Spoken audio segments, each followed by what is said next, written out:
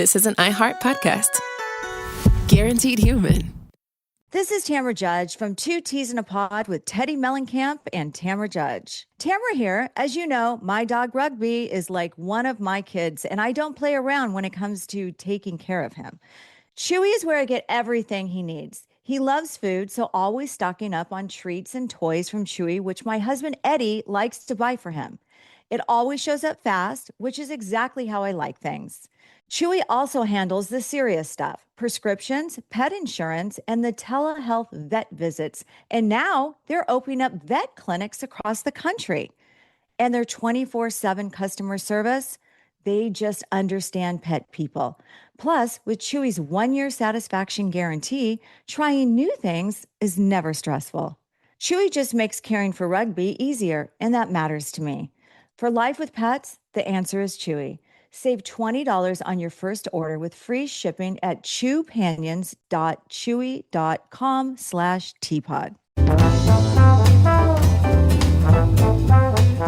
Hey, and welcome to The Short Stuff. I'm Josh, and there's Chuck, and this is Short Stuff coming at you with a question I had never thought of until I was on our old site, How Stuff Works, and came across an article by Nathan Chandler, which asked a surprising question that makes a lot of sense if you think about it. Do fish, which spend their lives in the water, ever get thirsty? It's a great question, and I immediately thought of possibly one of my favorite, definitely one of my favorite all-time comedies, maybe my favorite, the movie Arthur. I thought you were going to say Family Ties. No. Movie comedies, Arthur, when Arthur says, I must think that fish get awfully tired of eating seafood. Well, I've never seen that. That's not even one of the good lines. I've never seen that one. You're talking You've never about seen Arthur? Yeah, with Russell Brand. Oh, God.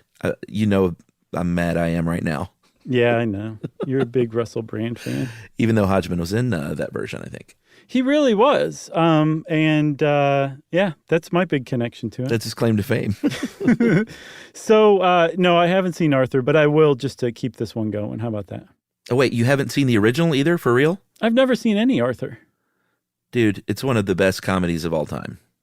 Doesn't it have that song, Between the Moon and New York City? Yeah, one of the great movie theme songs of all time. It is a good theme song. I know it's crazy, but it's true. Nice. So let's keep going, though, because we need to get back to this question. Do fish ever get thirsty, Chuck?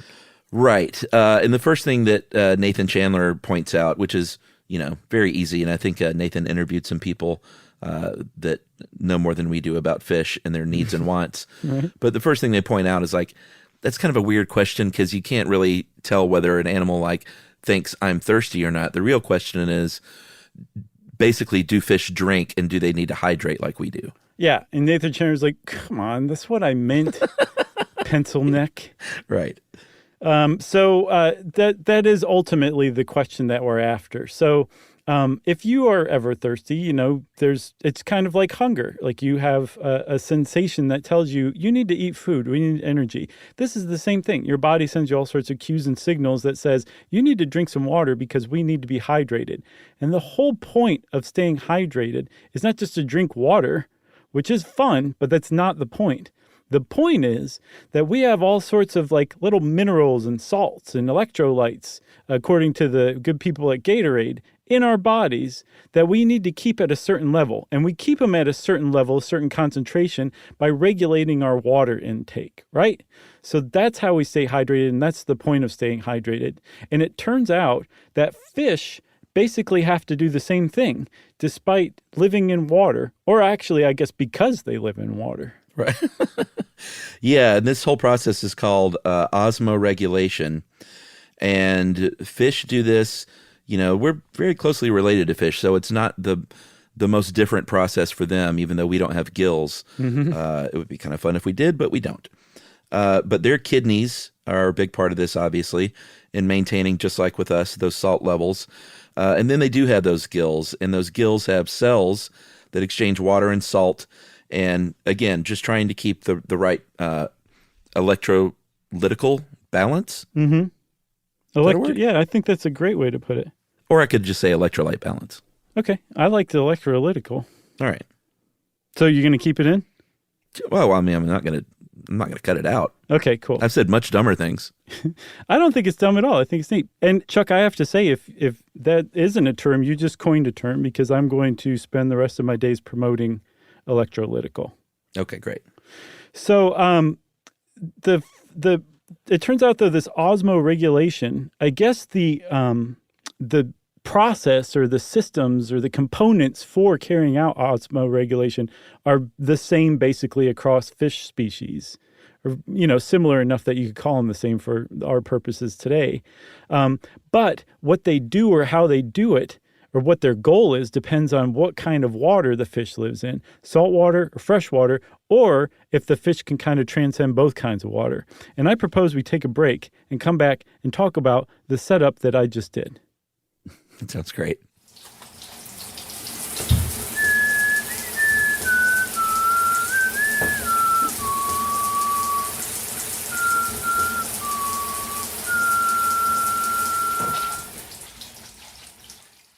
This is Tamara Judge from Two Teas in a Pod with Teddy Mellencamp and Tamara Judge. Can we take a moment to talk about Chewy? I get everything for rugby from Chewy. His food, the treats, I'm constantly reordering, the toys he destroys in minutes, even his supplements. And it always shows up fast. Chewy also handles the serious stuff, prescriptions, pet insurance, telehealth vet visits, and they're even rolling out vet clinics across the country.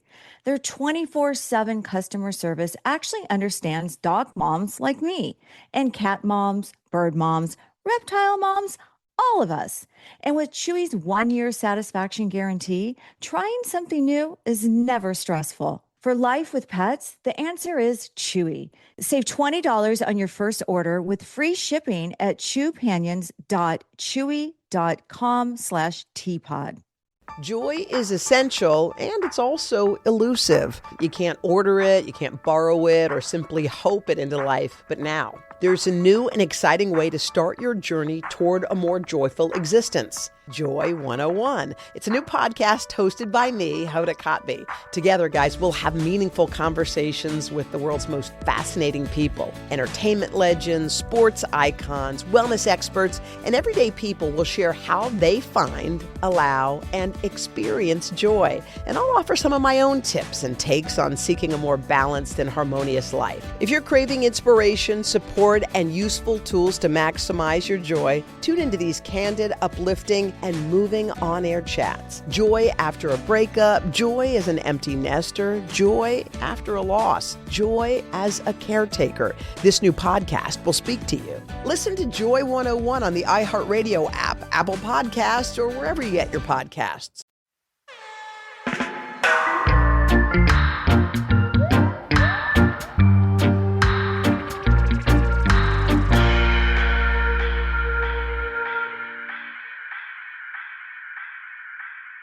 All right.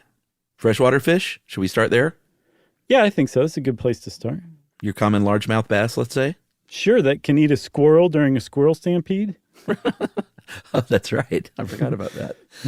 So I learned a couple of interesting things here. One is that freshwater fish don't drink like actively, because it's just going to dilute their blood and the other fluids in their body really quickly. Mm-hmm. Obviously, what's inside their body, their tissue and their blood, is going to be saltier than where they are because they're in freshwater. Mm-hmm. So they would just act as a big saltwater, or I guess salt sponge, right, if they were to drink too much. So the other thing I learned is that they urinate. They're constantly urinating.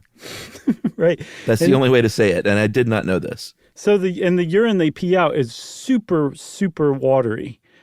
Because again, they're retaining and keeping a hold of as much of those salts and minerals and electrolytes that they possibly can, because it's just they're not getting it from their surrounding environment, that is the fresh water.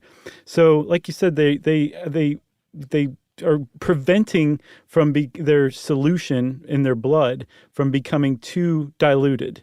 That's the point of their osmoregulation, correct? That's right, for the freshies. Okay, and so if they do it correctly, if their cells in their gills and their kidneys are working properly, they're streaming out, they're accepting salt for the body wherever it can get it, and they're peeing out tons and tons of water that they're taking on and keeping the salt. But if you go to a saltwater, like the sea, saltwater area, you find pretty much the opposite process happening for the same reason. Yes, and the cool thing here is that saltwater fish actually drink through their mouths, and they drink through their mouths to stay hydrated.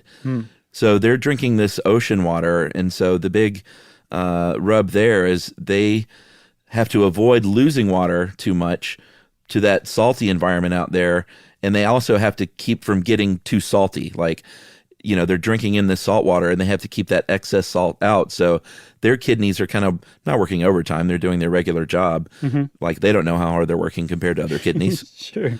But their kidneys are removing that salt and conserving the water, and then they have those salt cells in their gills pumping salt into the water.